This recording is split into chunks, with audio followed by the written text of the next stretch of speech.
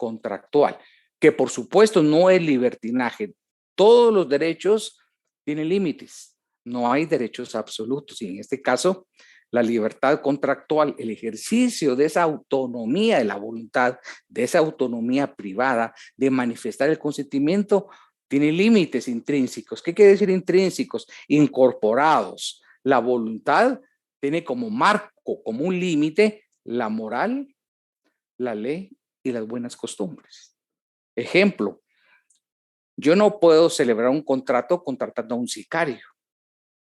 Esa manifestación de voluntad va en contra de normas imperativas. Es un contrato que no nace a la vida jurídica. Adicionalmente a eso, tiene un objeto que es la prestación de un servicio de esta naturaleza ilícito. En ese sentido, sí hay manifestación de voluntad, pero no está respetando los límites intrínsecos. Me explico de otra forma. No toda declaración de voluntad siempre va a cumplir con los requisitos de ser libre, Así, esa nunca consciente. la estaba viendo. Esa es de los que trabajan en restaurantes, ¿verdad? Pues, Alvin, ¿puede desconectar su también, micrófono? te lo voy a decir hasta mi hija, yo que la saque.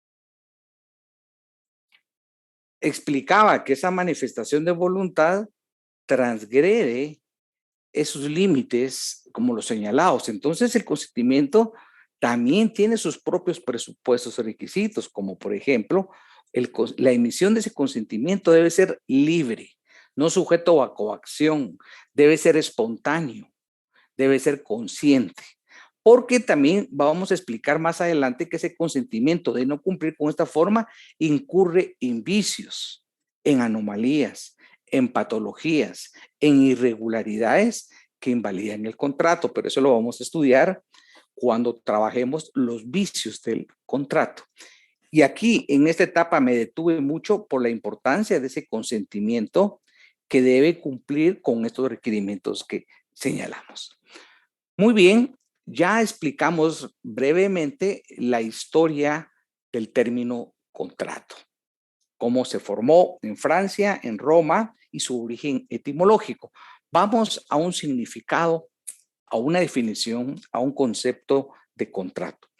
Ustedes van, cuando estudien la doctrina, es más, en el Código Civil también van a poder observar y advertir diferentes denominaciones de lo que es contrato. Por ejemplo, qué términos, qué frases, qué alusiones conceptuales van a encontrar ustedes en la doctrina y en el código para hacer referencia a lo que es contrato.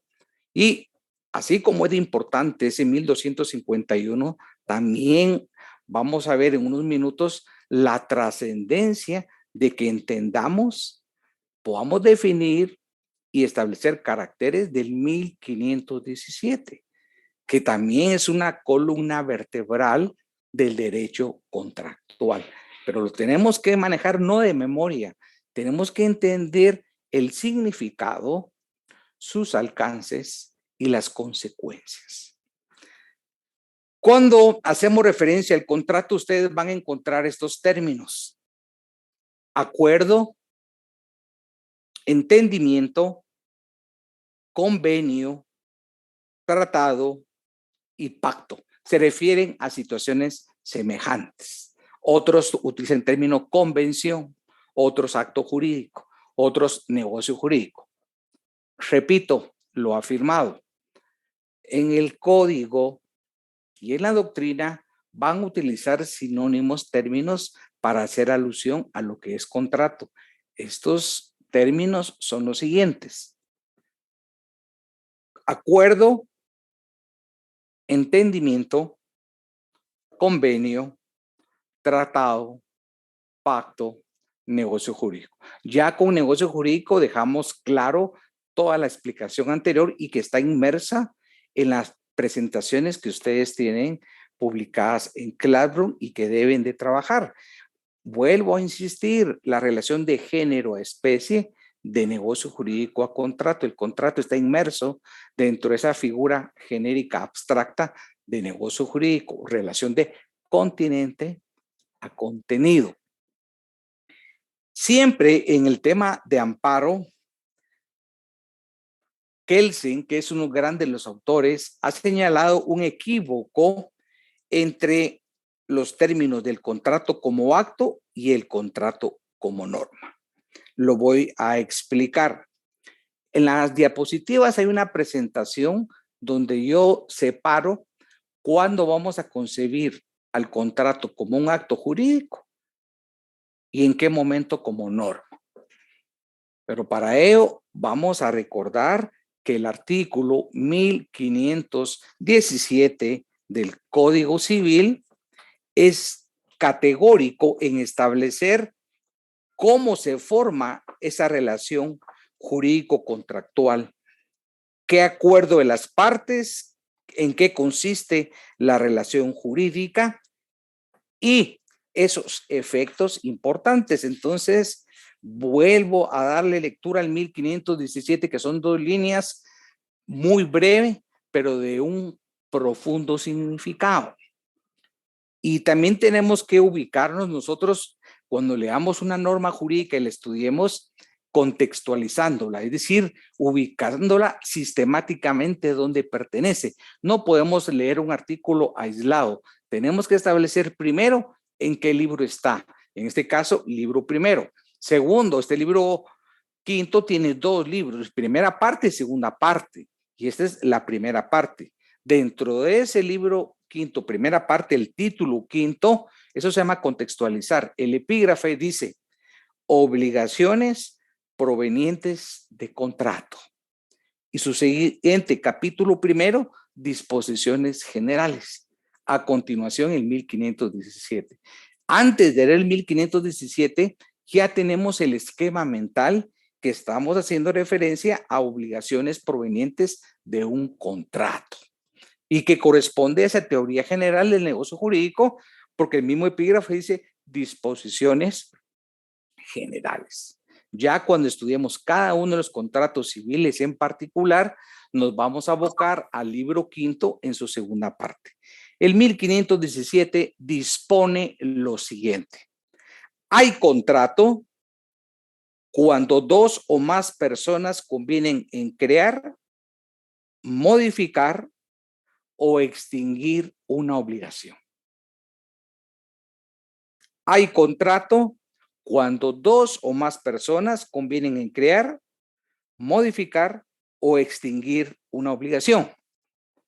Y esto lo tenemos que integrar con el 1518 y 1519.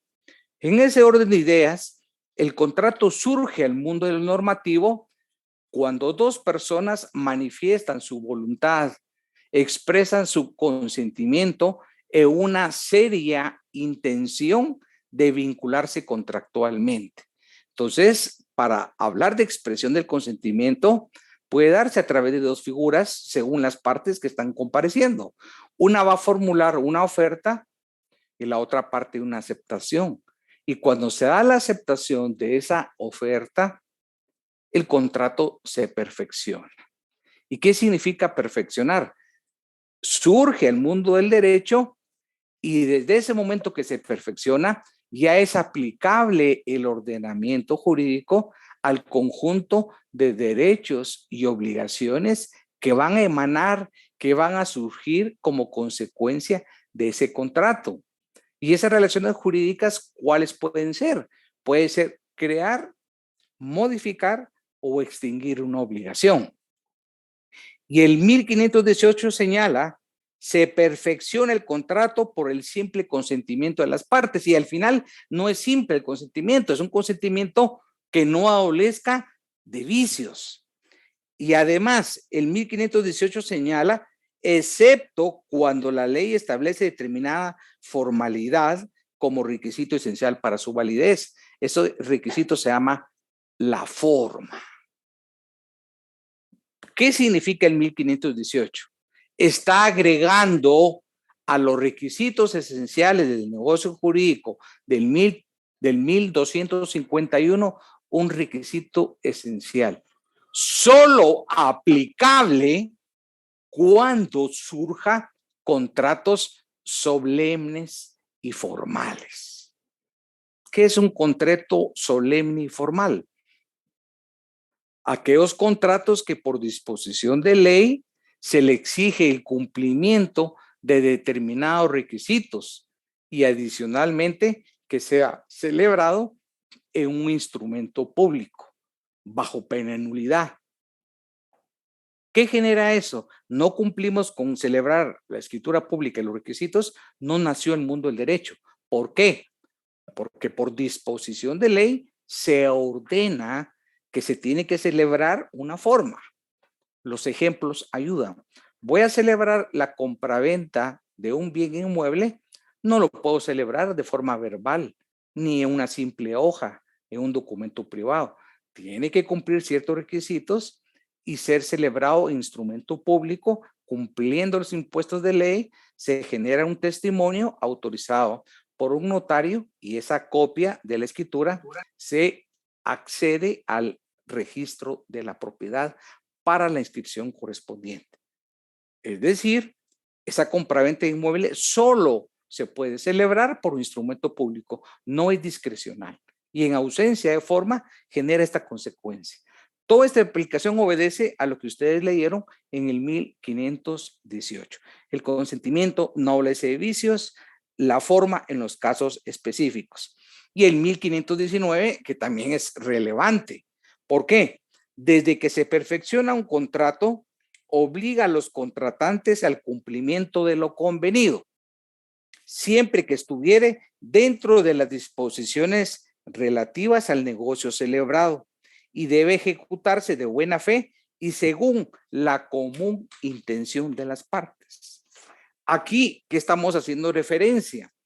Hacemos referencia a que desde el momento que se celebró el contrato en los términos pactados, explicados en el 1251 y si es de forma en el 1518, señalamos que ese contrato surge para un cumplimiento efectivo. Los contratos son para cumplirse y no de cualquier forma. Los contratos se van a cumplir atendiendo a principios que informan el derecho contractual, como es la buena fe contractual.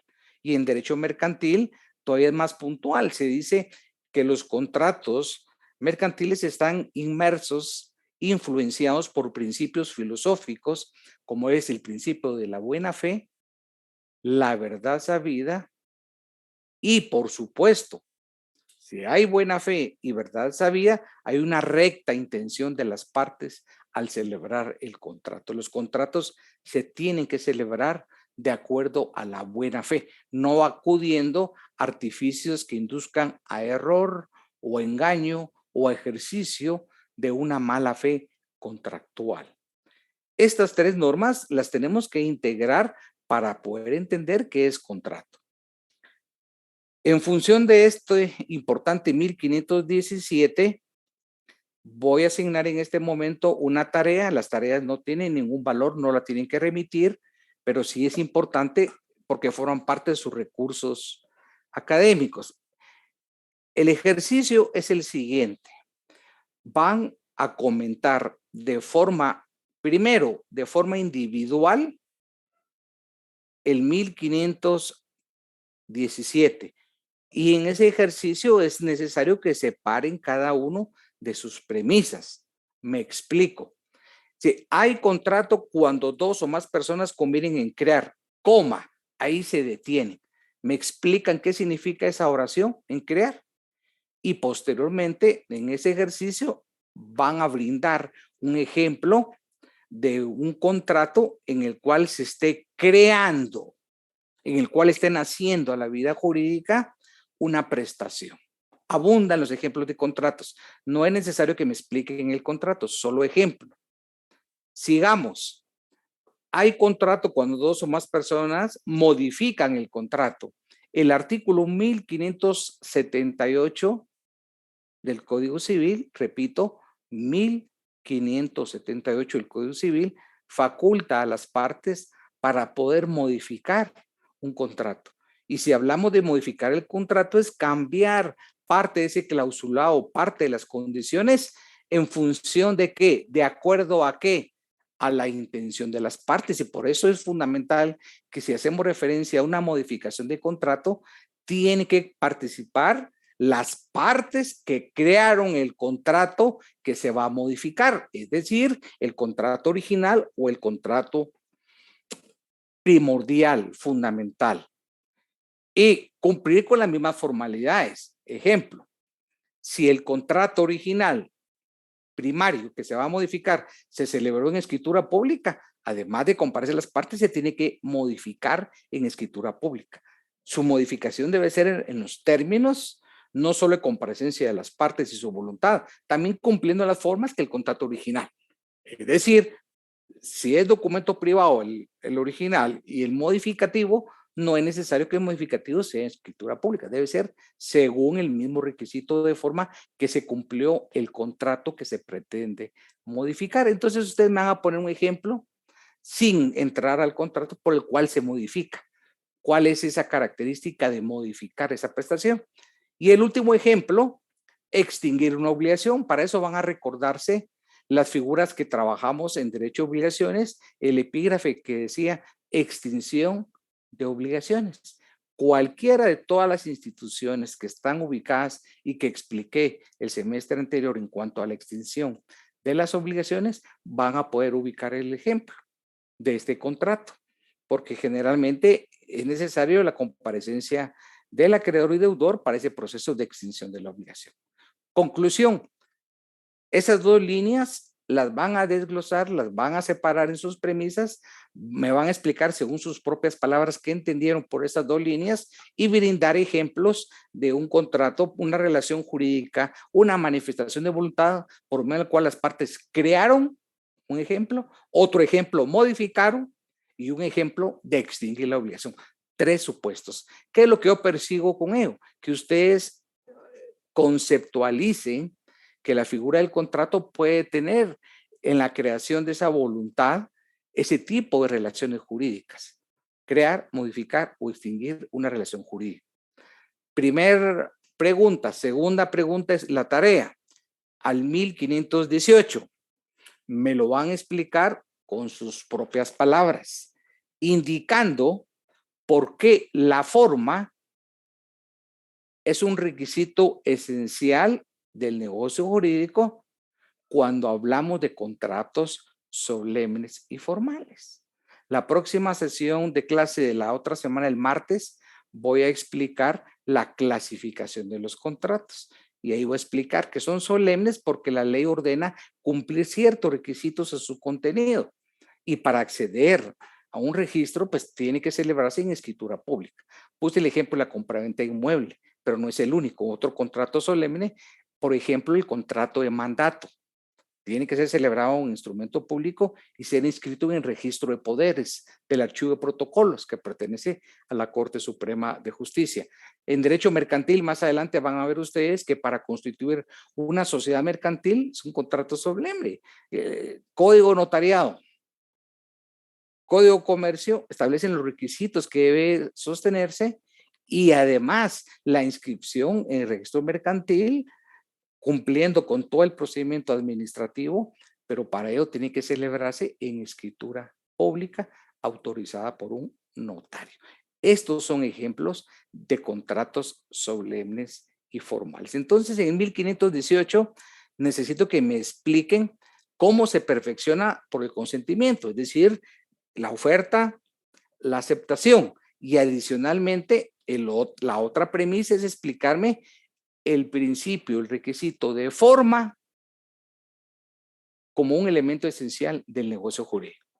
Y la tercera pregunta en el ejercicio que ustedes van a desarrollar es el 1519. Le pueden anotar al margen de su Código Civil. Este principio se denomina en latín y en la doctrina como pacta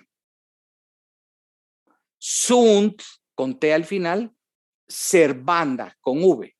Repito, pacta sunt servanda. El contrato es ley entre las partes. Los contratos son para cumplirse de acuerdo a las condiciones contractuales pactadas en el mismo.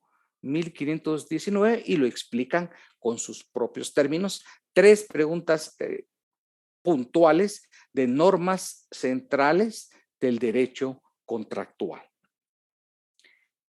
Regresando a la explicación de Kelsen, cuando habla del contrato, ya con toda esta introducción que hice, fue brindar un concepto de lo que es contrato con sus manifestaciones establecidas en el 1517, sus consecuencias jurídicas, el perfeccionamiento en qué consiste y, por supuesto, el cumplimiento de acuerdo a la buena fe contractual, 1517, 1518, 1519, que demandan y exigen una lectura detenida, analítica, integrando exposición de motivos, el propio Código Civil y su doctrina. Al interrelacionar esos tres recursos, lo van a vincular también con lo que establecí en estas preguntas y que son coherentes con las presentaciones que tienen bajo su estudio. Cuando Kelsen establece la diferencia entre el contrato como acto y como norma, lo vamos a interpretar qué dice Kelsen, pero entrar a la profundidad de ese conocimiento, que por cierto es muy sólido y muy didáctico, al explicar lo siguiente. Estoy en la página 66. La palabra contrato encierra un equívoco, pues se refiere tanto al acto de los contratos que se realizan como al resultado normativo o reglamentario que con este acto se produce. Se dice, por ejemplo, cumplir un contrato. Desde este punto de vista, el contrato se presenta como un acto jurídico, lo que expliqué en la primera sesión de clase. ¿Por qué acto jurídico? Una acción de los interesados a la que el ordenamiento atribuye determinados efectos jurídicos. Desde el segundo punto de vista, el contrato aparece como un precepto o como una regla de conducta, es decir, como una determinada ordenación a la cual las partes someten su propia conducta. ¿Por qué? Porque mediante el contrato las partes se obligan a realizar una conducta específica, una conducta de hacer, no hacer o dejar hacer. Cualquiera, eso va a depender cuál es la finalidad de las partes al celebrar un contrato específico. La primera explicación del contrato, cuando hablamos de que se refiere al acto del contratante que realizan, es lo que refleja el 1517 que expliqué. De esta forma, el acuerdo de voluntades va a generar obligaciones para las partes. Hay una voluntad de las partes, hay una intención, una manifestación, pero ese contrato, por supuesto, si cumplimos con los requisitos que hemos venido explicando, va a generar efectos, obligaciones para las partes. Y al final, obligaciones silagmáticas, porque las dos partes van a tener derechos, pero las dos partes van a tener también obligaciones. En ese sentido, Díez Picasso nos da otra definición desde otra perspectiva, que es un gran civilista europeo. ¿Qué nos explica Díez Picasso? El contrato es todo acuerdo de voluntades por medio del cual los interesados se obligan. El contrato, así concebido, se convertirá en una institución central, en la piedra angular no solo del derecho civil, sino de todo el ordenamiento jurídico. El ordenamiento jurídico, desde este punto de vista, es estudiado como una trama, como una urdimbre, como una relación conectiva de contratos que los particulares celebran. Y esta frase es categórica, la que manifiesta Díez Picasso. Y pongámosle atención. El derecho es el reino del contrato, de manera que donde acaba el contrato, acaba también el derecho y comienza el reino de la arbitrariedad y de la fuerza. Las limitaciones a la libertad de contratar serán consideradas como atentados a la libertad de la persona. Abro el espacio según lo que he venido explicando. Si hay alguna duda, algún comentario, alguien que quiera levantar la mano para preguntar.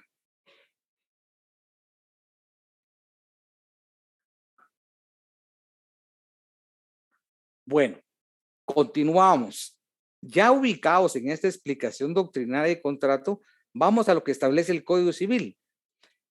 En los artículos que hemos venido desarrollando, 1517, 1518, 1519, que reflejan la ratio. La ratio quiere decir la razón de ser de esa norma. Establecen acuerdos de voluntades. Cuando hablamos de acuerdo de voluntades, quiere decir que las partes expresaron esa intención de celebrar contrato. Hay un entrelazamiento de promesas y aceptaciones de las mismas, porque regreso, cuando hablamos de esa expresión del consentimiento no es en el vacío, es sobre un objeto y sobre una causa del contrato. Por un lado, una parte va a formular una oferta contractual en unas condiciones específicas y el otro una aceptación. Se pueden dar de distinta forma las ofertas. Puede ser una oferta que se las hagan directamente a ustedes, verbal, por escrito o de forma electrónica, o puede ser una oferta al público. Entonces, en las ofertas públicas o electrónicas tienen la misma validez. Ustedes van a ir, por ejemplo, a un supermercado, van a encontrar rótulos de ofertas de un contrato en particular bajo ciertas condiciones, plazo, precio, calidad. Y si ustedes están de acuerdo en esa oferta contractual, van a aceptarlo. Pero ahí en ese supermercado no va a ser un contrato civil, es un contrato mixto porque interviene un comerciante social, que es la entidad mercantil, y ustedes van a celebrar un contrato verbal. ¿Cómo, en qué momento van a manifestar la aceptación? No es como un instrumento público. En la compraventa del inmueble que les dije, eso va a ser al momento de que firmen la escritura pública, vendedor y comprador firma, ahí se perfeccionó.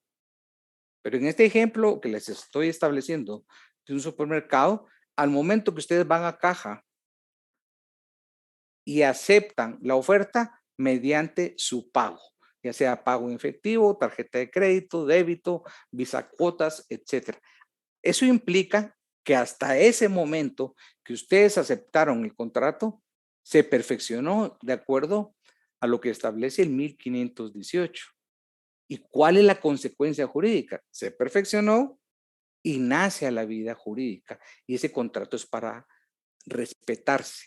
Aquí ustedes celebraron en este ejemplo una compra-venta inmediata, porque también hay compraventas de tracto sucesivo que voy a explicar en futuras sesiones de clase. Por medios electrónicos abundan los ejemplos también.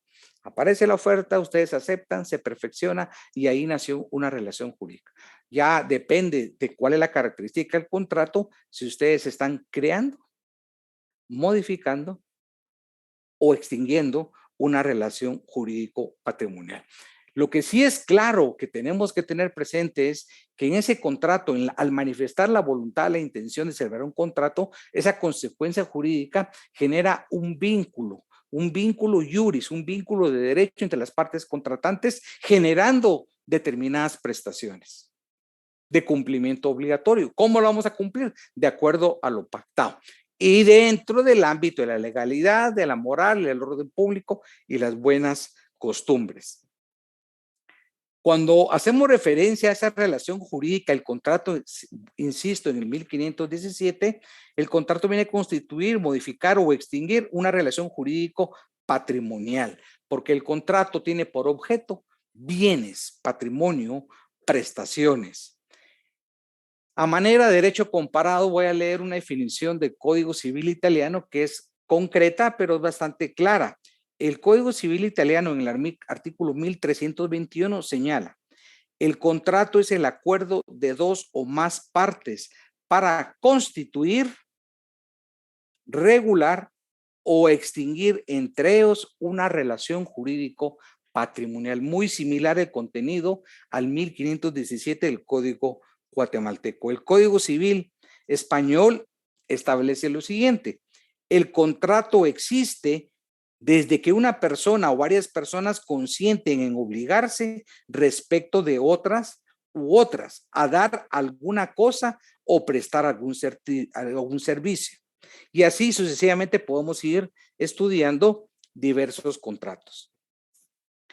Si nosotros en la explicación del 1517 y en la respuesta que ustedes van a desarrollar, están haciendo un análisis de ese concepto legislativo de contrato.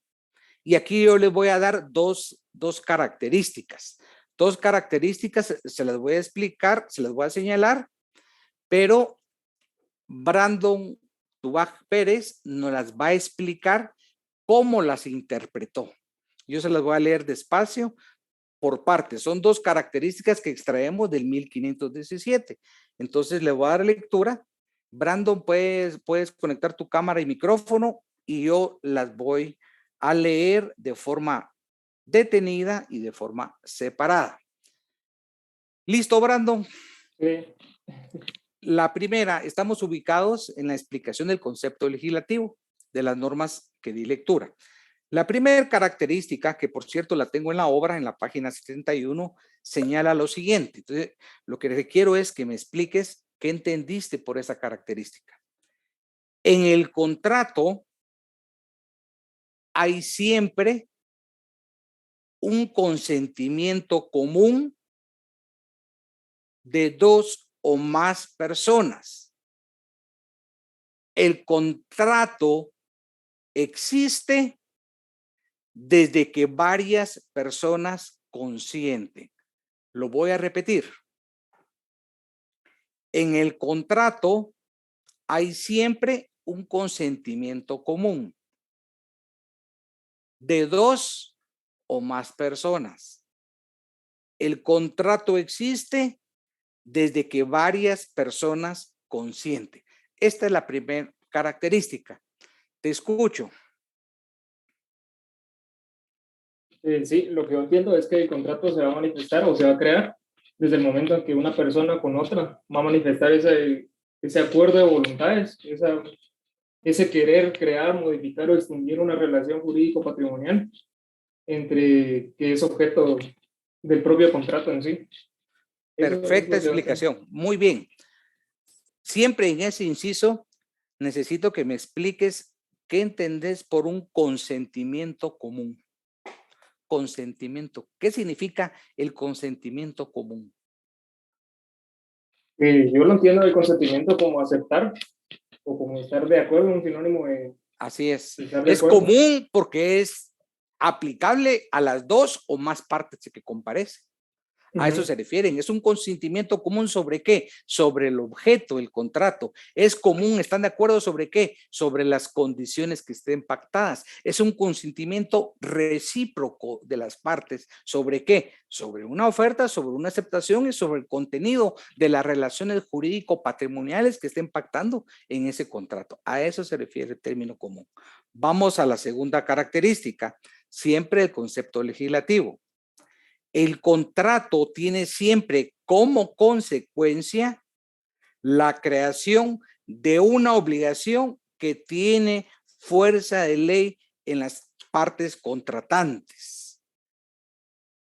Te repito, el contrato tiene siempre como consecuencia la creación de una obligación que tiene fuerza de ley entre las partes contratantes. Te recuerdo lo que expliqué en el 1518 y 19, especialmente el 19 en cuanto a la fuerza de ley de los contratos. Te escucho. Sí, en esa segunda característica, lo que yo entiendo es que primero hay que tener en cuenta que el contrato es una ley entre las partes, viene a manifestarse como ley entre las partes. Entonces, cuando hacemos un análisis del 1519, también lo que establece es que estas condiciones se van a cumplir de lo que han establecido las partes, porque esto es una manifestación contractual desde que se hace esa manifestación de voluntad y donde se pacta también el objeto que va a ser el contrato, que es lo que usted mencionaba del hacer, no hacer o dejar de hacer. Excelente. Entonces, lo que estás explicando acertadamente es de que es fuerza de ley, es el cumplimiento del pacta sunt servanda, el cumplimiento del principio. El contrato es lex inter partes, es ley para las partes. ¿Por qué? Porque es producto de un consentimiento común, es producto de un acuerdo de las partes sobre los términos que han celebrado. Su cumplimiento, ¿qué significa, Brandon? Es obligatorio. Los contratos se celebran para cumplirlos. Y si no se cumplen y hay un incumplimiento, el que cumpla está legitimado para requerir extrajudicialmente el cumplimiento. No quiere cumplir, acudo a un órgano jurisdiccional. Dependiendo cuál va a ser mi intención. Yo quiero que ejecute la materia de la prestación, o quiero que me pague daños y perjuicios, o pretendo la extinción del contrato mediante la resolución. Es decir, hay medidas coactivas para ejercer el cumplimiento del contrato. No se trata que si quiero o no quiero. Entonces, esa evidencia viene a generar el cumplimiento de las prestaciones pactadas. Hace poco vi en una red social algo muy chistoso. Entre dos amigas hubo un contrato de mutuo, acreedor y deudor. Entonces, lo típico, ¿verdad? Cuando la deudora tiene necesidad de un préstamo y un financiamiento, de la amabilidad, la responsabilidad aparente y la cordialidad. Pero le da el dinero e incumple los pagos. Entonces, es normal que la acreedora le requiere pago, ¿verdad? Y lo más chistoso es que la deudora le dice: ¿cómo me viniste a requerir de pago si mi estado anímico es este y este y este? Segundo, tú no tienes necesidad de requerirme de pago porque tienes gran capacidad económica. Y tercero, es mi amiga. Entonces, ninguno de esos tres argumentos son válidos para legitimar o exonerar el cumplimiento de la prestación. Esas son falacias. Y las falacias no tienen admisión en el derecho. Aquí es claro, hay una obligación, hay que cumplirla. Si incumple, se demanda en un juicio. Si no hay garantía de un bien inmueble o prendario, un juicio ejecutivo. Si hay garantía prendaria, un ejecutivo en la vía de aprehensión. ¿Por qué? El contrato es ley entre las partes y esos argumentos no son válidos para esto. Incluso en los mutuos de contratos con los bancos, actualmente hasta se está celebrando algunos contratos de seguro en el supuesto que el deudor sacó un préstamo con el banco de 15 años y perdió el trabajo. El seguro le va a pagar durante unos meses al banco por la pérdida del trabajo, pero tampoco va a ser vitalicio. Si perdió el trabajo y va a 5 años, no le va a pagar 10 años. Generalmente fijan plazos cortos para que dé oportunidad de conseguir un nuevo trabajo, por ejemplo, 6 meses. Pero ese seguro no es gratuito, se empieza a pagar desde el momento que se generó el contrato. Otro ejemplo, si el inmueble que se dio en garantía en hipoteca es la garantía para el banco, también va a exigir un seguro de responsabilidad civil por daños, terremotos, algún rayo, inundaciones, etcétera. Pero el seguro en estos casos no le paga al deudor, el seguro le viene y le va a pagar a la entidad bancaria. Entonces, si bien es cierto, hay leyes, prestaciones de cumplimiento obligatorio, también hay otras figuras de garantizar este tipo de cumplimiento de las obligaciones con ciertos matices, que eso no implica decir yo no voy a cumplir, ¿no? Que preveí con el acreedor y celebré antes contratos de seguro, es una situación diferente. Es como, por ejemplo, que vas conduciendo tu motocicleta y prevés que va a hacer un daño, ya tienes un seguro de responsabilidad civil contra terceros previamente celebrado. Pero es porque conoces el derecho y es un hombre previsor la celebración de ese contrato, porque así en distintas materias puede haber la cobertura y protección de esos riesgos. Gracias, Brandon. ¿Alguna pregunta? Por el momento no. Bueno, Gracias. sigamos con la explicación y con este tema finalizamos la clase de hoy. Hemos venido señalando abundantemente la definición de contratos, sus principios, su consecuencia jurídica, el concepto legislativo y estas dos importantes características que explicamos con Brandon. Pero también ahora debemos abordar que el contrato no solo tiene esa definición y esa connotación individual, no. Ya dijimos que, dice Díez Picasso, que donde termina el reino del contrato, inicia la fuerza y la arbitrariedad. ¿Por qué? Porque el contrato es un acuerdo de las partes. Es un consentimiento sobre un objeto. Y eso rige en un mundo del derecho. Donde no hay contrato, no reina esa paz contractual, indispensable en todo sistema jurídico. En este momento también el maestro López y López nos explica por qué el contrato también tiene una significación más allá de lo individual y tiene un significado institucional como contrato y autonomía de la voluntad. ¿Y qué nos dice López y López? El contrato consiste en ser un acto de autonomía, por tanto, un acto de autorregulación de los intereses de los particulares. Repito, un acto de autorregulación de los intereses de los particulares. Por consiguiente, cuando estamos hablando de ese acto jurídico de autonomía de la voluntad, de autonomía privada, dice López de una forma didáctica y puntual, que a través de esa manifestación de voluntad, las partes que están haciendo, autorregulándose sus intereses. ¿Y qué significa autorregular? Dictar sus propias condiciones contractuales, disponer de los términos de un contrato según la intención de las partes. Ellos van a regular sus intereses y es auto aplicativo. ¿Por qué? Porque es a través de la común disposición de voluntad de las partes que se va a generar un contrato. Lo que no sucede en un contrato por adhesión, porque son contratos de imposición. O me adhiero o no me adhiero. Y eso lo voy a explicar la próxima semana a qué me refiero con los contratos por adhesión, como suministro de energía eléctrica, el tema de los teléfonos, funerarias, seguros, etcétera. Esos son contratos de imposición porque son contenidos preredactados, preelaborados unilateralmente, donde los consumidores solo tenemos la libertad de decir, me adhiero o no me adhiero, firmo o no firmo.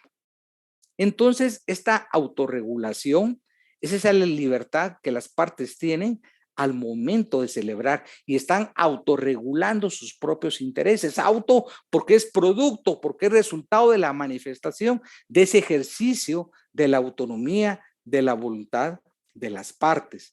En otros términos, como decimos que el contrato es ley entre las partes, esta manifestación del maestro López y López indica que ese contrato, ese acto jurídico, se viene a equiparar a una autolegislación. ¿Por qué autolegislación? Porque las partes de viva voz, a través de ese ejercicio de autonomía de la voluntad, de su libertad contractual, están celebrando un contrato con otra o más partes de conformidad con su intención, ya sea creando, constituyendo, modificando o extinguiendo una relación jurídica de orden patrimonial. Ahí vamos a establecer el objeto, el precio, condición. Depende de esa naturaleza del contrato. Si es un contrato de financiamiento, si es un contrato traslativo dominio, si es un contrato de garantía, si es un contrato de servicios, depende. Vamos a estudiar cada uno del objeto de los contratos. En estos momentos estamos desarrollando una teoría general aplicable a todos esos contratos. Y en ese sentido, cuando hablamos del significado institucional del contrato, hacemos referencia, el primer término de relación como institución de contrato es con el término propiedad. Entonces, Carlos Barco, ¿podemos conectar la cámara?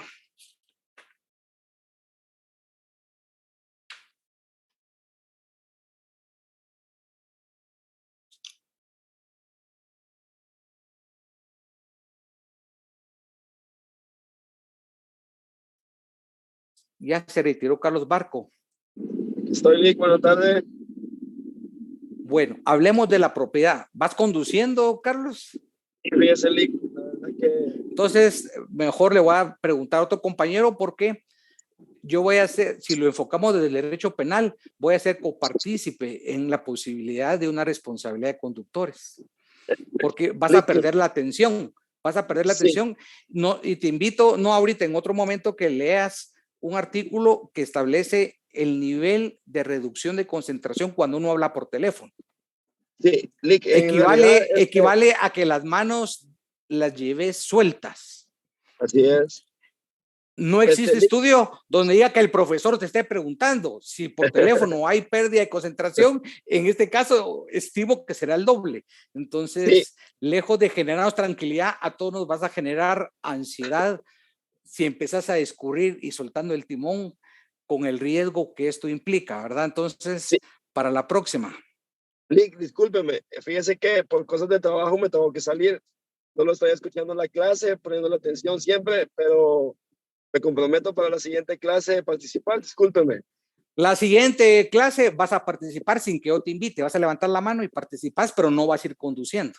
Sí, no, claro, claro, ahora fue por, ya Bueno, por cosas, ¿verdad? Te hasta, agradezco hasta mucho, Lick. luego, Carlos. Adiós. Buenas tardes.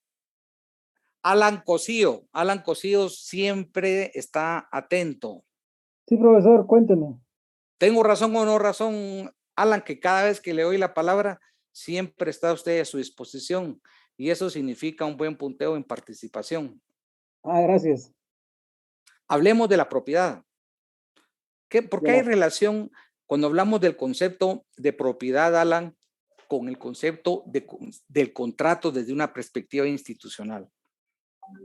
Bueno, la razón es porque si se habla de bienes inmuebles, estos deben estar registrados y para estar registrados debe haber una minuta levantada por el notario que tiene, el notario al tener fe pública es una acta constitutiva que se registra ante el registro de la propiedad y con toda la solemnidad. Si falta algún dato que pide la ley de registro de la propiedad, el registro de la propiedad puede denegar o puede pedir que se sane la escritura si falta algún dato, pero si el dato es si está mal hecho, se rechaza.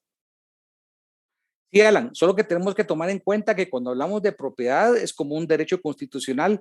Es cierto que sobre inmuebles es parte, pero no es el único sistema de propiedad, ¿verdad? Porque en los contratos intervienen contratos de compraventa sobre la propiedad de diverso tipo de bienes. Usted mencionó la categoría de bienes inmuebles, pero tenemos que ser claros que no es el único elemento de bienes. Pueden participar bienes muebles, se puede celebrar sobre incluso derechos incorpóreos, como los derechos de autor, etcétera. Es un concepto más amplio del concepto solo de propiedad inmuebles. ¿Por qué? Hay contratos en los que está inmerso el tema de propiedad, no solo la compraventa, también la donación. Puede donarse, ahí va inmerso que el donante, el requisito básico es ser propietario. Ya después voy a estudiar lo que es la donación. En los contratos de uso, en los derechos reales también es sobre temas de propiedad, en el usufructo, donde no se puede disponer, pero ya va inmersa la característica de propiedad. Si hablamos de los contratos de préstamo mutuo, la prenda y la hipoteca, también va inmerso el derecho de propiedad. Lo que yo quiero resaltar es que el concepto institucional de contrato también abarca el estudio de la propiedad como un derecho real por excelencia. De igual forma, el derecho de sucesiones, Alan, el derecho de sucesiones posteriormente a fallecer el causante, se realizan una serie de contratos de distinta naturaleza, porque se está disponiendo de los bienes, derechos y obligaciones del causante y cumpliendo con determinadas prestaciones. Y también el contrato tiene relación con el matrimonio, porque en el matrimonio se van a celebrar capitulaciones matrimoniales. Entonces es institucional porque guarda relación con estas figuras que acabo de señalar: propiedad, derecho sucesorio y matrimonio. A eso se refiere que el contrato es una institución vinculada con una serie de figuras establecidas en el derecho, en este caso el libro primero, segundo y tercero del Código Civil. Gracias, Alan. Gracias. Martina, ¿nos está escuchando, Martina?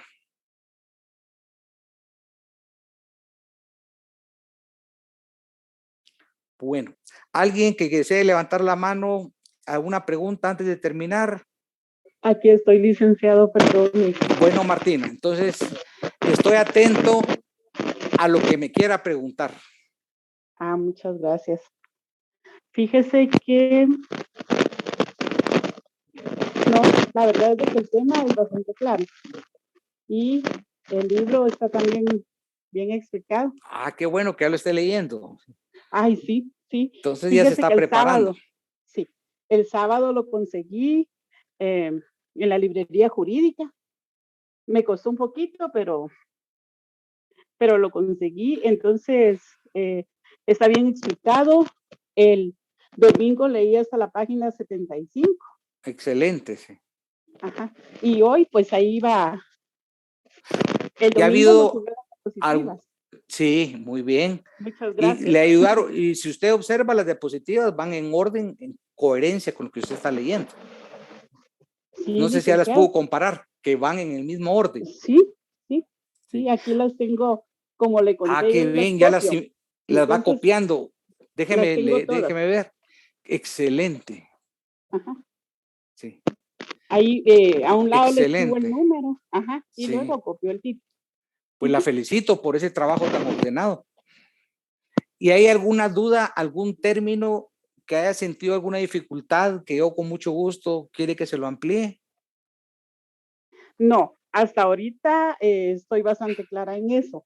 En cuanto a la exposición de motivos, sí tengo dudas, de motivos. Con mucho gusto, sí tengo miremos. dudas. Fíjese Y veo que tiene todo su material de trabajo, mire, excelente. Sí, sí, pero fíjese que aquí tenemos bastante acerca de los negocios jurídicos. Sí, Entonces, cuando yo vi, lo primero dice negocios jurídicos condicionales. muy bien, se lo voy a Ajá. explicar. Aquí nos estamos adelantando porque hay pero es el momento oportuno y qué bueno que lo pregunte porque sí está mencionado desde el inicio. Cuando la exposición de motivos, el legislador habla de negocios jurídicos condicionales, se refiere a aquellos contratos en que las partes acordaron celebrar una condición.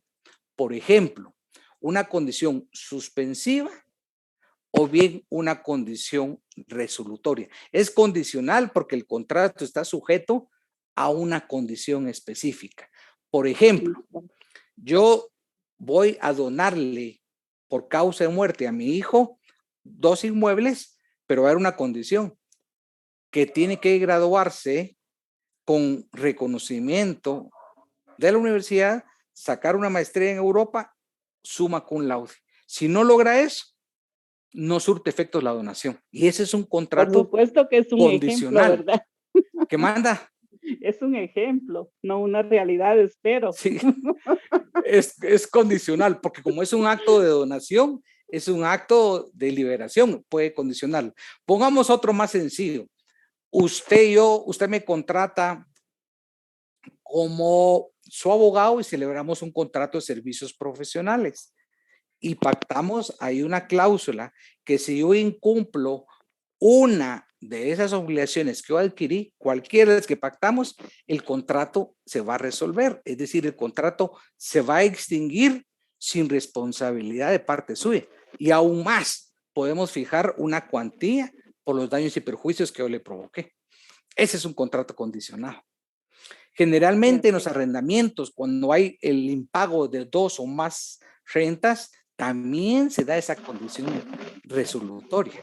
Y esa condición resolutoria surte en los términos específicos. Y hablo de la resolutoria, pero la suspensiva va a un hecho futuro. ¿Y qué es lo que caracteriza una condición? Es un hecho futuro incierto. Quiere decir que puede darse o no puede darse, a diferencia de un plazo. El plazo en el tiempo es un hecho futuro, pero cierto. Siempre se va a dar. En cambio, la condición puede que sí, puede que no. Ese es un contrato, un negocio jurídico condicional, que puede ser suspensiva o puede ser resolutoria. Le agradezco bastante. ¿Alguna duda Claro. más? ¿Alguna palabrita ahí que esté complicada? No, con lo demás, hasta donde voy leyendo, como le comentaba, es bastante claro. Han surgido dudas, porque Es normal. Sí, pero se aclaran a través de la lectura de la doctrina. Y si hay futuras dudas, pues las anota y las podemos trabajar en todas las sesiones de clase que haga falta. Eso con toda confianza las anota y las trabajamos. Así que felicitaciones y les deseo muy buena tarde. Gracias igualmente, doctor. Feliz tarde. ¿Algún espacio adicional? ¿Alguien quiere? Vi levantada la mano por Oscar Peinado. Oscar, te escucho. Y después Josué levantó la mano, también Josué. Si alguien más levantó la mano, María, también en ese orden. Si alguien más levantó la mano y no lo puede observar, participa, pero van 3. Repito, Oscar, Josué y María. Pueden de una vez conectar su cámara los 3 y hablan en ese orden. Ya no encontré otra manita. Buenas tardes. Bienvenido. Sí, 3 han levantado la mano. ¿Qué dice Peinado?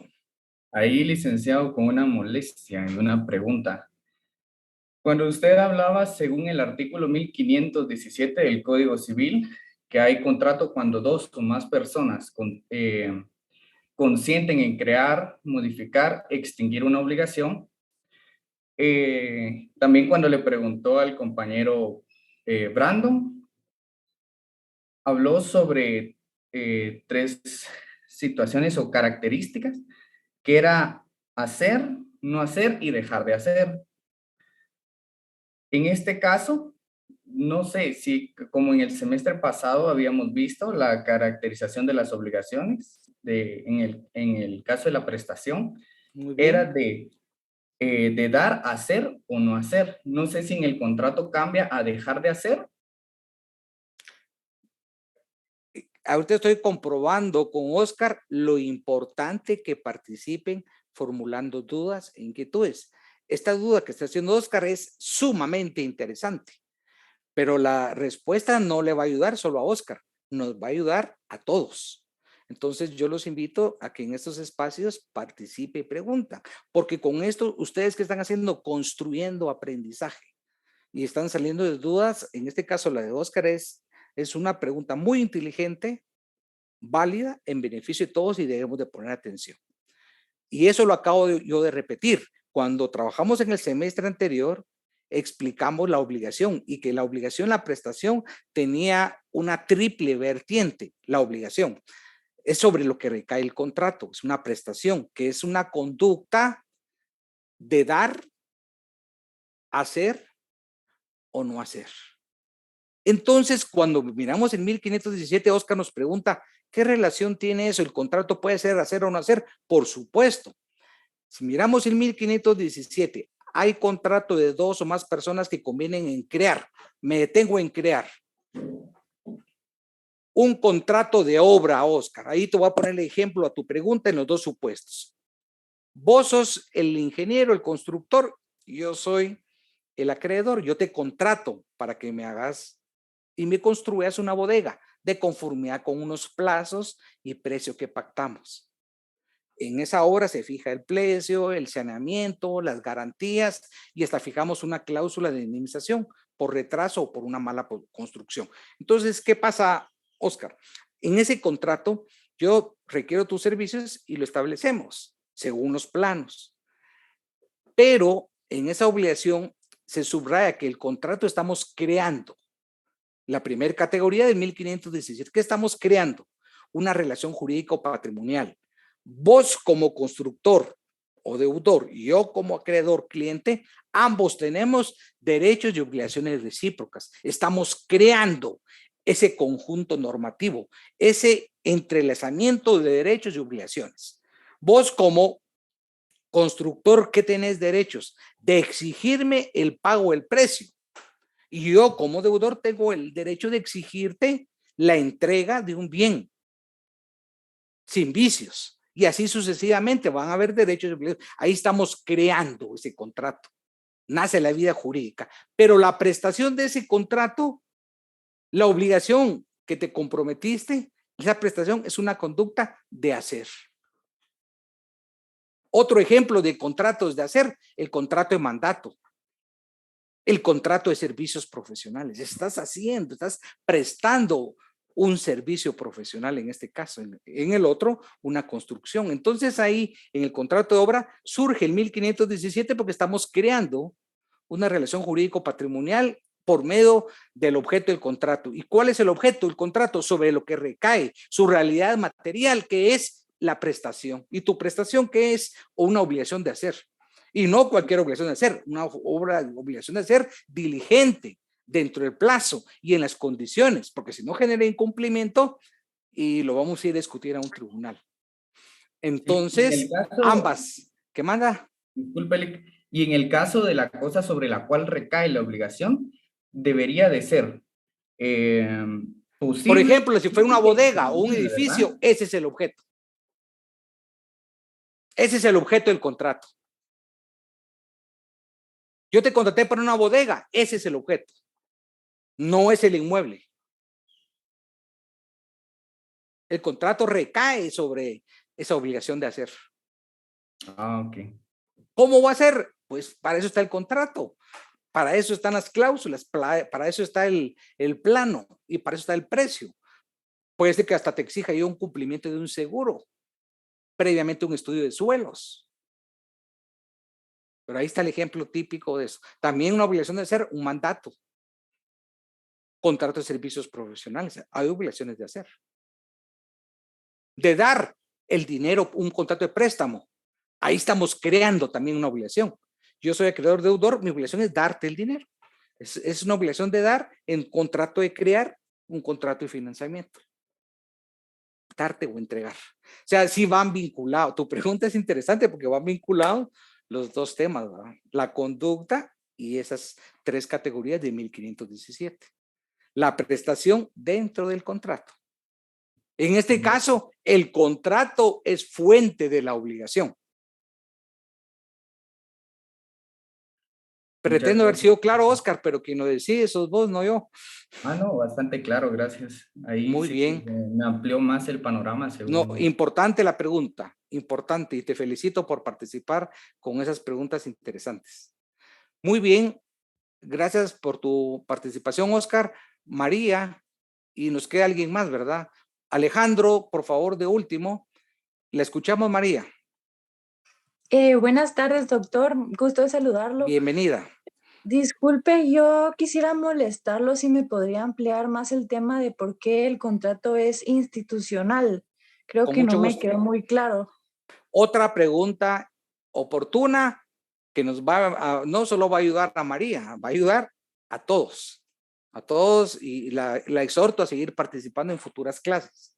María, decimos que es institucional porque no solo es un acto jurídico aislado. El contrato viene a ser una piedra angular, es una institución. Es una institución, ¿por qué? Forma parte de nuestro derecho contractual desde, no solo desde el libro quinto, desde la Constitución de la República. La Constitución de la República, y es institucional porque no es decir a una figura aislada en el Código Civil, no es institución desde el sistema jurídico. Me explico. En nuestra Constitución usted encuentra un artículo que tiene un epígrafe que dice libertad de industria, trabajo y comercio. Y si no me pregunta María eso, no lo explico. Entonces, cuando la Constitución dice libertad de industria, comercio y trabajo, ese es el fundamento constitucional, que el contrato viene a ser un derecho constitucional a usted como ciudadana de celebrar el contrato que estime pertinente de un marco normativo. Entonces, su libertad es un derecho fundamental que está regulado en el texto constitucional.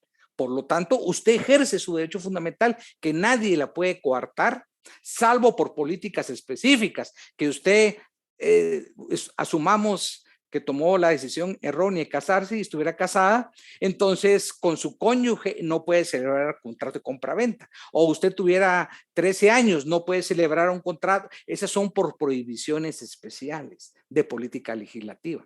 Pero la regla general es que usted tiene 18 años, tiene capacidad contractual. Entonces es institucional porque desde la propia jerarquía normativa, la Constitución establece la libertad. Claro que ahí no dice puede celebrar el contrato, no, pero la libertad tiene en este caso el ejemplo de libertad contractual. Y si eso lo complementamos con la normativa del Código Civil, Código de Comercio también lo establece, Y estoy hablando de los contratos civiles y mercantiles, María, pero en el derecho público es institucional del sistema porque no solo abarca el derecho privado. En el derecho público hasta hay pactos internacionales que celebra el Estado de Guatemala en materia de derechos humanos. Hay contratos en la administración pública, María, que se celebran de distinta naturaleza, que son con características propias y diferentes, pero no dejan de ser contratos. En materia laboral hay contratos.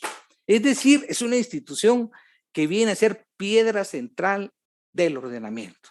Y ahí va la vinculación con propiedad, con herencia, con el matrimonio, dentro de la perspectiva del derecho privado.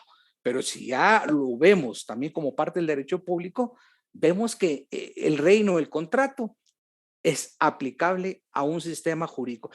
Y no le mencioné los contratos internacionales también. El Estado de Guatemala, por ejemplo, en suministro de energía eléctrica, celebra contratos internacionales. Y las políticas macroeconómicas internacionales afectan también la estabilidad económica a través de un incremento de la inflación.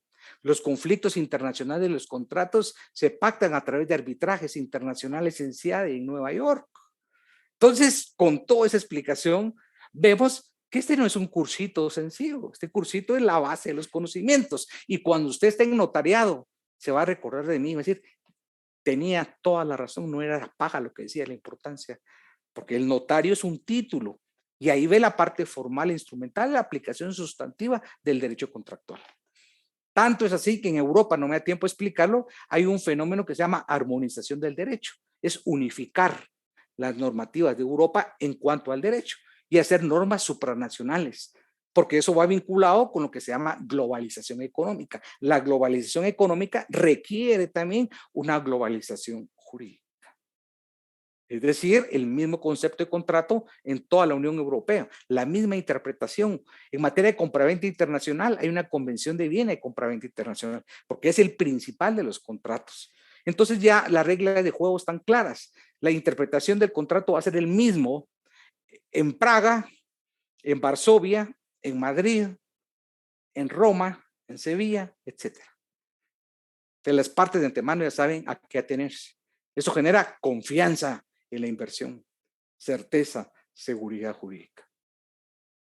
O sea, qué buena su pregunta porque me hizo llegar hasta la armonización en el derecho contractual europeo. En las diapositivas cité instrumentos internacionales de eso. Si usted observa las diapositivas, ahí hay instrumentos internacionales. Si usted es muy acuciosa, hasta puede entrar a las páginas, por ejemplo, que es UNIDROIT. Entonces entra a la página de Naciones Unidas, que eso no es motivo de examen, pero sí es parte de su cultura jurídica y entender que hay globalización. Es tener una visión más allá de nuestras fronteras. Entonces entra usted a la página de Naciones Unidas, ahí dice qué es, qué competencia, qué le integra y para qué sirve. Yo solo una diapositiva lo tengo, pero eso le hable un horizonte referencial para que dejemos pensar como una aldea, ir qué es lo que pasa en el primer mundo en materia de contratos, que son sumamente similares. Bueno, María, le agradezco la pregunta porque me obligó a hablar algo que me encanta, que es ese proceso de unificación del derecho contractual europeo, que no es motivo de evaluación, pero sí es un marco de comparación. Y la exhorto a que ingrese a esa plataforma, a esa página de Naciones Unidas, que es una comisión de unificación del derecho mercantil. Ya no tiene razón de ser esas diferenciaciones. Hoy la tendencia es pongámonos de acuerdo sobre ciertos postulados y líneas de interpretación. Gracias, doctor. Feliz tarde. Feliz tarde. Alejandro Álvarez, lo escuchamos. Gracias, Lick. Pues primero, mucho gusto, Lick. Y sí, de hecho, mi pregunta era también relacionado a ese significado institucional del contrato. Pero, solo una duda, Alejandro, ¿usted tiene ya otra profesión o es la primera que estás? No, es la primera, Alex. De hecho, ya hace años he estado, por así decirlo, en este estudio tan hermoso y por desafíos de la vida, pues lo he tenido que posponer. Pero entonces, ahora tiene una responsabilidad, tiene el listón alto con su hija. Entonces, no le va a poder exigir, no le va a poder exigir a sus hijas si no se predica con el ejemplo. Y qué bueno que ejemplo, participe es porque estamos tratando entre seres humanos, pues, y como ser humano es un padre. Entonces, si no sale en la pantalla, no me entero yo de esa situación. Entonces, ahora ya no se me va a olvidar decirle, mire, Alejandro, usted es un ejemplo para sus hijas. Sí, no, gracias, gracias, le agradezco mucho. Así que es prueba usada en su pues, contra. pues, Lick, Bueno, más que dígame. nada mi pregunta iba con relación a este tema, pero ya a la última parte, según el documento pues, que estamos analizando, y era en cuanto a estos límites de la Sí, autonomía privada. importante, Entonces, usted cuando importantísimo, estuvo mencionando bien todo esto, importantísimo. el libro hace referencia tanto al 1271 como al 1301. Claro. Entonces, sí me gustaría tal vez que nos pudiera ayudar un Otra poquito a entender pregunta eso. trascendental y se lo agradezco, Alejandro, porque es beneficio para todos. Vuelvo a repetir, los voy a aburrir con esto, pero si usted no pregunta eso, no me permite ampliarlo. Y es cierto que tenemos otra sesión de contrato, pero en este momento es aconsejable que lo explique hasta que dé ejemplos. Si usted no lo pregunta, los demás no se pueden quedar con, algunos se pueden quedar con esa duda. Cuando hablamos de límites intrínsecos, quiere decir internos a la voluntad. Usted y yo podemos celebrar cualquier contrato ejerciendo la voluntad, pero esa es una libertad. Yo dije que también las libertades no son absolutas. La libertad tiene límites, porque si no entramos a un libertinaje, a una anarquía. Ejemplo, en la libertad de emisión del pensamiento, en ese ejercicio absoluto, ¿me permite a mí expresarme atentando contra la dignidad de una persona? No. Esa libertad de emisión del pensamiento me implica una obligación, un límite. ¿Cuál es? El respeto a la dignidad. Y los dos son de la misma jerarquía, los dos son de orden constitucional, pero tenemos que ponderar. Una libertad versus dignidad, no. Yo ejercicio la libertad, no. Igual el contrato. El contrato viene a ser esa manifestación de voluntad, el ejercicio de esa libertad de poder crear, modificar o extinguir una relación jurídico-patrimonial. Pero usted y yo, en ese ejercicio de autonomía, de la facultad de autorregular intereses, tenemos límites. No es absoluto. ¿Cuáles son los límites? La ley. Por ejemplo, el 1794 del Código Civil, yo no puedo vender una cosa ajena. Es nulo de pleno derecho. Yo no puedo adquirir bienes de mi pupilo como tutor, como sacerdote. Y hay una serie de limitaciones de normas imperativas. Si la autonomía de la voluntad se ejerce violando una ley, ¿cuál es el efecto? El artículo que usted leyó, el 1301. El contrato es nulo de pleno derecho. Eso le vamos a dedicar 2 clases específicos a la nulidad del negocio jurídico. Cuando el objeto es ilícito, cuando no hay capacidad, cuando hay un vicio del consentimiento, es decir, la violación de los elementos de 1251, hay una nulidad. Pero hay nulidades absolutas y relativas que las vamos a estudiar. Entonces, cuando hay una violación, esa autonomía de la voluntad, en una norma imperativa, como la que le estoy poniendo ejemplo, es imperativa porque estoy violando una prohibición. Entonces es nulo de pleno derecho. Hablemos de un objeto ilícito. Juan y Carlos celebran un contrato con un sicario y cumple con todas las formalidades. Ya nos pueden decir, hay consentimiento, hay objeto, pero el objeto es ilícito. Están pactando unos servicios profesionales ilegales. Ese es nulo de pleno derecho. Ahí la autonomía de la voluntad tiene límites. Vamos a comprar 5 barcos de armas para financiar ejercicios de la guerrilla.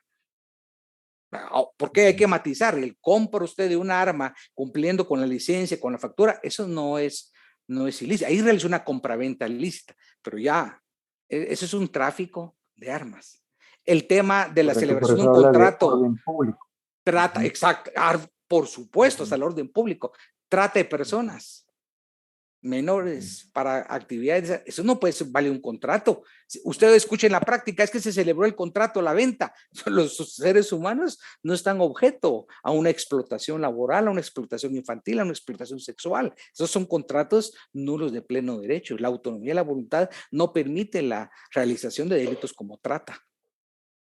Incluso los 14, 15 años que trabajan en las tortillerías, esa es una explotación laboral, sin necesidad que haya un abuso sexual, ni una prostitución, no, ya ahí, eso es un contrato, ni siquiera laboral, es un contrato nulo de pleno derecho. porque la autonomía de la voluntad tiene límites. Las buenas costumbres es algo difícil porque es muy relativo. Por ejemplo, en Escocia, en falda, un hombre es normal, es parte de la vestimenta. Aquí usted se pone en falda, se le puede cuestionar. Entonces, lo de la moral es un poco difícil poder establecer, pero lo del orden público y las normas imperativas, por supuesto, todo aquello que transgreda un ordenamiento, la autonomía de la voluntad no tiene cobertura. Lejos de cobertura hay sanción. ¿Y la sanción cuál es? Esa nulidad. No nace a la vida jurídica, no existe, no produce efectos jurídicos. Buenísima pregunta. Perfecto. Gracias, Luis. Gracias, muy Por amable. nada. Pasen buena tarde y el jueves desarrollamos la siguiente parte de la presentación. Hasta luego. Gracias, doctor. Buenas tardes. Cuídese. Buena tarde. Gracias, doctor.